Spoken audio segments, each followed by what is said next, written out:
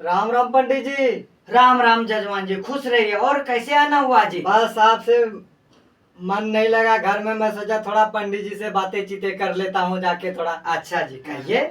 मैं यही बात सोचना समझाना चाह रहा हूँ पंडित जी। हाँ। कि एक बार ना हम नौनी के कन गए थे घूमने। मतलब ननघर गए? हाँ, ननघर गए थे। हाँ। तो मेरा नाना नौनी कह रहा था हाँ। कि कौन सा कोस और देश का राजा था, पता नहीं, हमें उस मालूम नहीं और राजा का क्या नाम था। हाँ। वो राजा ने कई बार अपना लड़की के बारे में सोच रहा था कि हम शादी कराएंगे, लेकिन उस राजा का लड़की का शर्त था, 5 गो शर्त था, पता क्या क्या नहीं था, लेकिन उसका बर इस दुनिया में मिलता ही नहीं था। मतलब चारों कोस मतलब छान मारा, उसका शादी मतलब उसका बर मन के लायक मिला ही नहीं। अच्छा। फिर कौन एक सुने थे कि उसका कोई मतलब मूर्ख उसको लड़का मिल गया। अच्छा, इसी बात के लिए? जी जी पंडित। ठीक है, मैं समझाते हैं जी।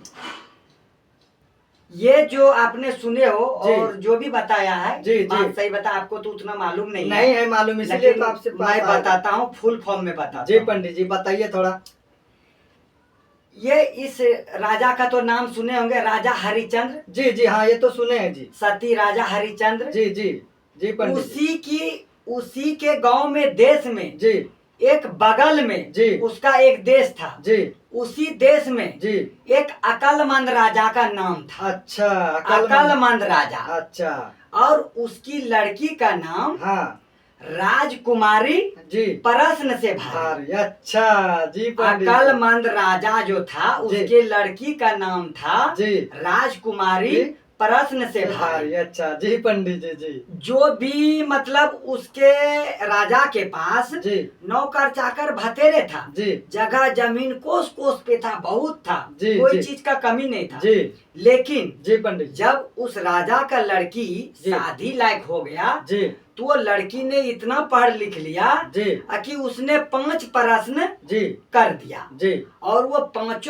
प्रश्न का उत्तर जी जितने भी राजकुमार आते थे, कोई भी देश विदेश से, हर जगह जगह से राजा मतलब उसका यही शर्त था मतलब आता था जी। तो वहाँ जब सभा लगता था जी तो किसी ने एक प्रश्न दिया जी तो दूसरे में अटक गया, किसी ने 2 दिया तो तीसरे में अटक गया, जी किसी ने 3 दिया तो चौथे में अटक गया। जी मतलब इसी तरह किसी ने जी उसका 5 प्रश्न जी एक व्यक्ति ने नहीं दे पाया। जी मतलब कोई न कोई हार ही गया। जी मतलब उस राजा का लड़की का शर्त था 5 हाँ। कि जो 5 गुण मतलब बता देगा उसी से हम 5 शादी प्रश्न का जो उत्तर दे देगा, उसी से हम शादी के साथ शादी करेंगे। और राजा और भी बोला था, वही लड़की ने 5 प्रश्न जब पूछता था ना, जी उस अकलमंद राजा का जो लड़की थी जी राजकुमारी प्रश्न से भारी जी। उसने जिसको भी ये प्रश्न पूछता था ना तो कोई प्रश्न नहीं बता पाता। नहीं राजकुमार कोई नहीं बता पाता था। जैसे कि जी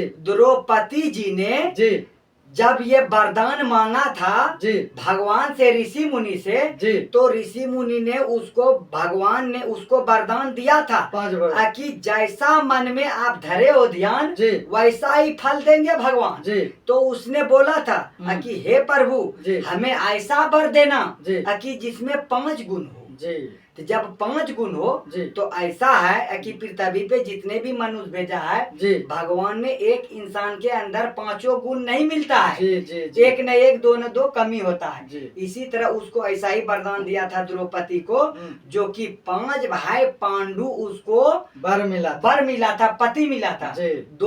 5 को उसको ये पति मानता था। जी जी जी। एक आदमी में 5 गुण नहीं होता है। इसी वजह से उसको ये वरदान उसको दिया था तो उसको 5 वर मिला था, 5 भाई पांडु मिला था। उसी आधार पर ये जो राजकुमारी प्रश्न से भारी था तो इसका उत्तर कौन देगा। तो फिर हर जगह से राजा राजकुमार आता था, सारे फैल कर जाता था।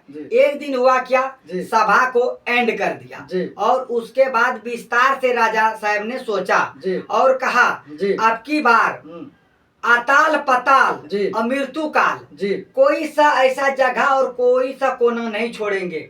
हर जगह से जितने भी हो, जितने भी जीव जंतु हो, मतलब जितने भी मनुष्य हो, सबको लाया जाएगा, चाहे जो भी मनुष्य आ जाए सबको लाया जाएगा और सबका निमंत्रण देंगे और सबको यहाँ बीच सभा में बुलाया जाए। तो सारे जितने भी उसके मतलब आगे करता धरता था, सेना सब था, राजपाल जो घर पे खड़ता था, नौकर चाकर, सबको हर जगह दिशा दिशा में भेज दिया।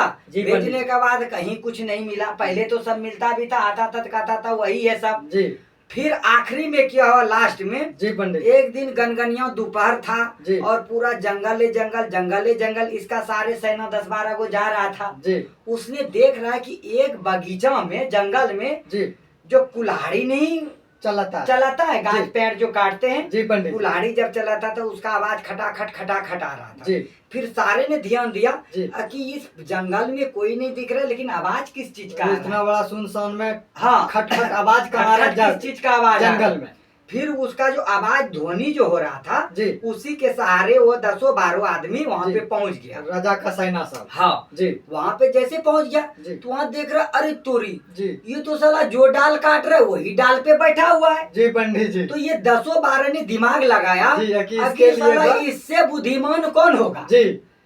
उस लड़की का प्रश्न का उत्तर यही दे सकता और यही उसका बर बन सकता है, लायक बर बन सकता है और यही उसका पति हो सकता। चलो इससे अच्छा मौका कहीं नहीं मिलेगा, इसी को ले चलते हैं। फिर बोलता है, ओ जी आप इधर सुनिए, आइए उतरिए। तो बोंगा से बोलता है, हाँ इशारा से करता है वो। तो जब बोलता है तो वो जो था बोल नहीं पाता था। वो लंबा 7 फुट का था, काला भुजंग था और वो बोल नहीं पाता था, वो बोंगा था। इशारा से सारे काम करता था, सुनता तो सब था लेकिन वो इशारा से सारे काम करता था। उसके बाद हुआ क्या, सबने उसको इशारा दिया, वो वहां से उतरा। उतरने के बाद वो मारे डर के मारे थरथरा रहा, जब उसको पकड़ के ले जा रहे थरथरा रहा है, भाई तुम थरथरा क्यों रहे हो, तुम्हारा भाग खुलने वाला है। अच्छा पंडित जी, आप क्यों थरथरा रहे हो। फिर उसको इशारे से बताया और फिर जाने लगा। जाते जाते ये सब 10-12 रास्ते में दिमाग लगा रहे, कह रहे देखो इतना सबको तो बुला के परेशान हो गया, सभा लगा के परेशान हो गया, सारे राजकुमार फैल कर रहा है। पंडित जी। और पता नहीं ये प्रश्न का उत्तर दे पाएगा या नहीं दे पाएगा। एक काम करो, ये तो इशारा से काम करता है ना, इसके पीछे हम सब इसका सहयोग रहेंगे। जैसे ये तो द्वापर की बात बता रहा हूँ, ये भगवान के युग का बात बता रहा हूँ, उस समय की बात बता रहा हूँ। आजकल क्या होता है, आजकल देखो आपने जैसे कोई गलती कर लिया, या कोई मर्डर कर लिया या कोई किसी के साथ गलत व्यवहार कर लिया, अब पता चले केस के साथ चलने लगा, केस के साथ चलने लगा तो उसमें क्या हुआ, पैसे वाला पार्टी देखता है दोनों तरफ से वकील खरीद लेता है। जी पंडित जी, सही बात लेता है ना, सही बात बोले। वकील खरीद लेता है तो भाई जो पैसा दिया वकील उसके पास बात हाँ मिलाने लगा, उसका जीत हो गया। तो उसी तरह ये सब 10-12 ने दिमाग रास्ते में लगाते गया कि उस राजा से और लड़की से तो तंग हो गया, लेकिन अब यही इसी के साथ किया जाए, ये इशारा से काम करता है, इसके पीछे हम सब सपोर्ट लेंगे, सहयोग रहेंगे। बोला हाँ यही तरीका है। अब इसका लास्ट आखिरी बचा है। फिर इसको यहाँ ले गया, जाते जाते वहाँ बीच सभा में पहुंचा, राजसभा में पहुंचा। राजसभा में पहुंचने के बाद सभा लगाया, फिर मंच लगाया सबके लिए। सारे हजामा इकट्ठे, कम से कम 72 आदमी है, हजारों से संख्या में ऊपर आदमी है, लाखों करोड़ों आदमी है, बैठा है वहाँ पे। बैठने के बाद इसको भी मंच दिया। ये तो एकदम 7 फुट का लंबा धातिन था, कारा भुजुंग था, ये जाके एकदम विराजमान कुर्सी पे हो गया जाके आराम से। फिर बोलता है राजा साहब को, हाँ राजा साहब आप अपने लड़की को बुलाइए बीच सभा में और प्रश्न किया जाए, यहाँ उत्तर देने के लिए लड़का तैयार है। बोला ठीक है। फिर ये राजा साहब ने अपने लड़की को बुलाता है, कहता राजकुमारी प्रश्न से भारी आप बाहर निकलिए और आइए बीच सभा में विराजमान होइए। फिर वो आवाज दिया उसके पिताजी ने, वो फिर लड़की आई, वही राजा अकलमंद राजा, हाँ वो उसने आवाज लगा, वो फिर आके कुर्सी पर बैठा और फिर बोला कि आप प्रश्न कीजिए। फिर पहले अकलमंद राजा, फिर उसके पीछे अकलमंद राजा के साइड में रानी जी, और फिर उसके बगल में उसकी लड़की राजकुमारी प्रश्न से भारी, अकलमंद राजा हाँ लड़की। फिर वहाँ पे अब सभा चालू हुआ।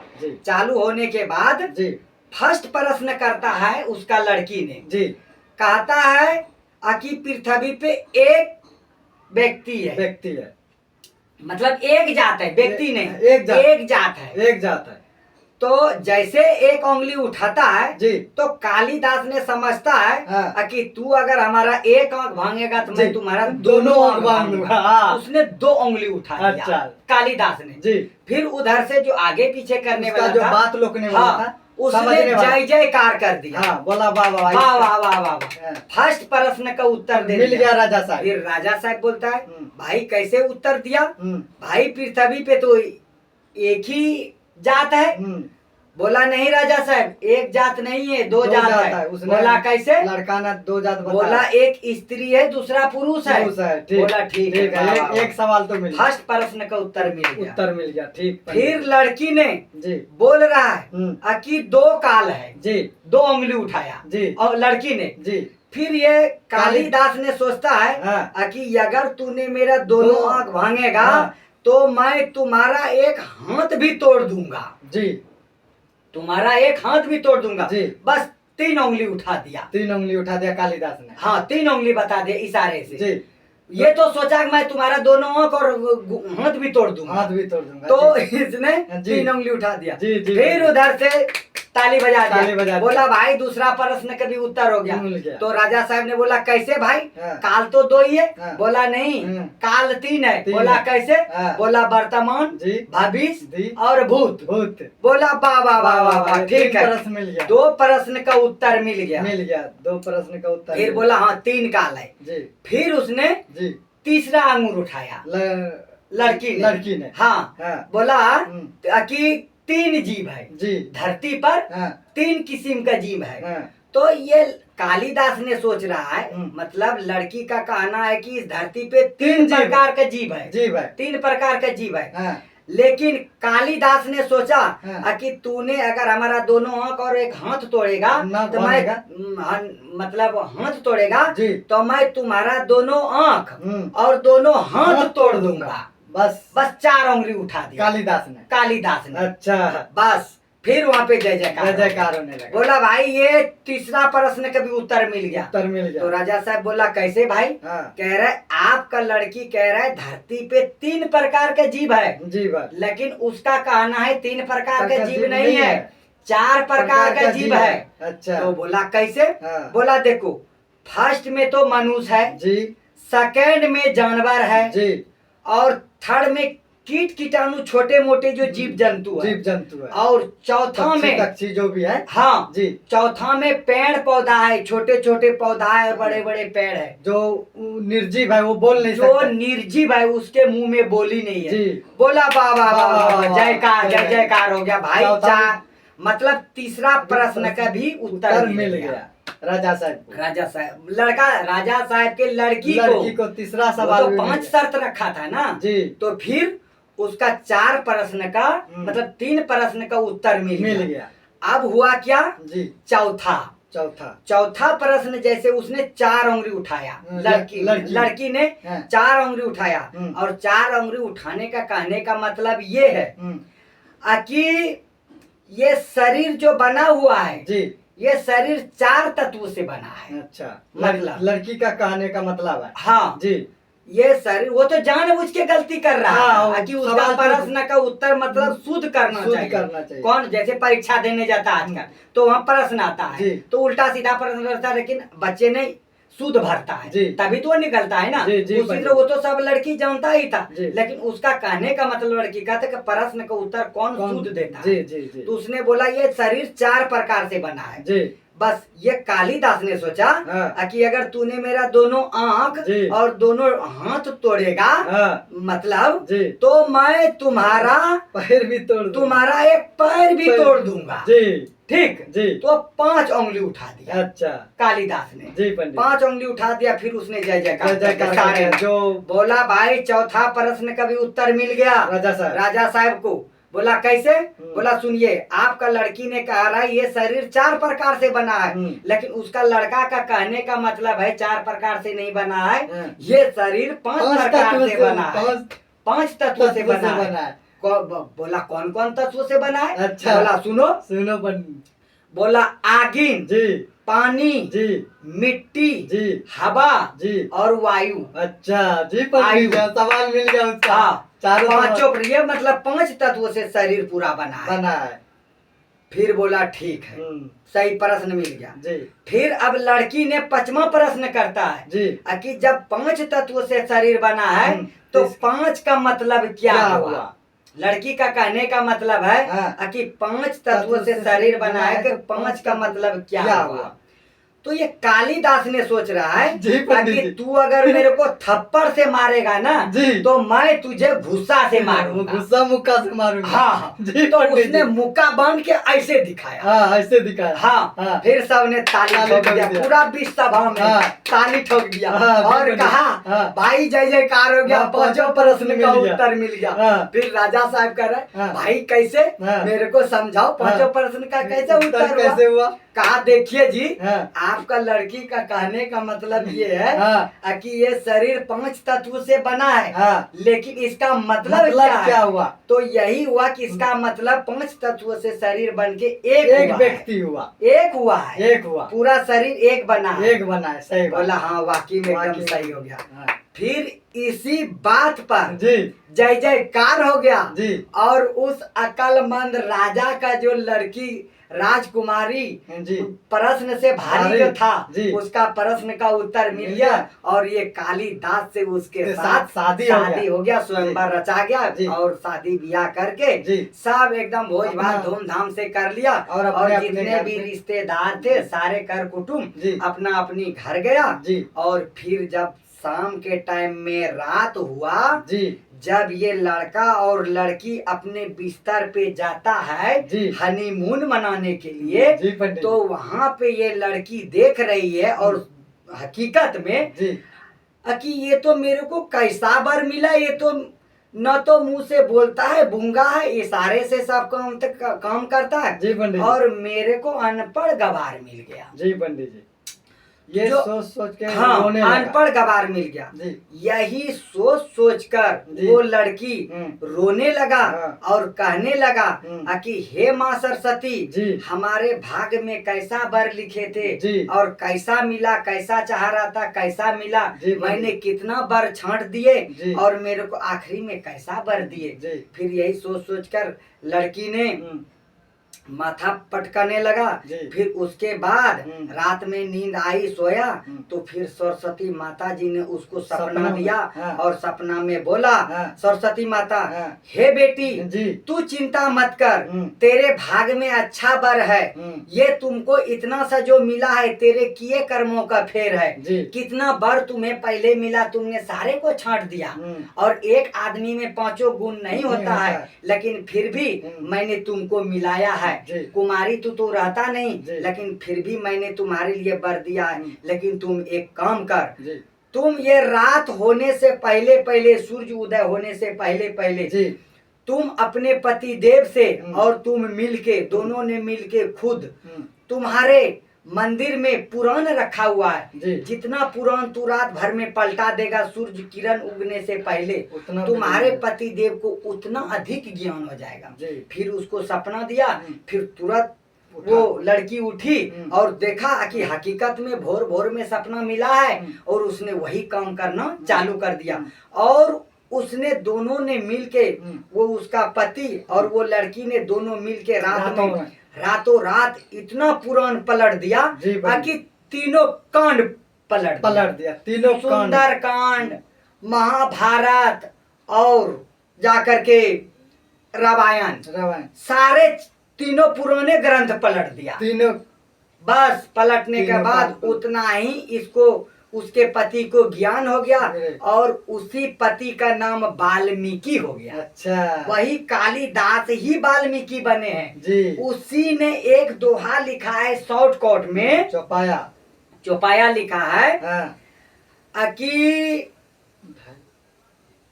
पोथी पढ़ जग मुहा, पंडित भया न कोय, और 2.5 अक्षर प्रेम का, जो पढ़े सो पंडित होय।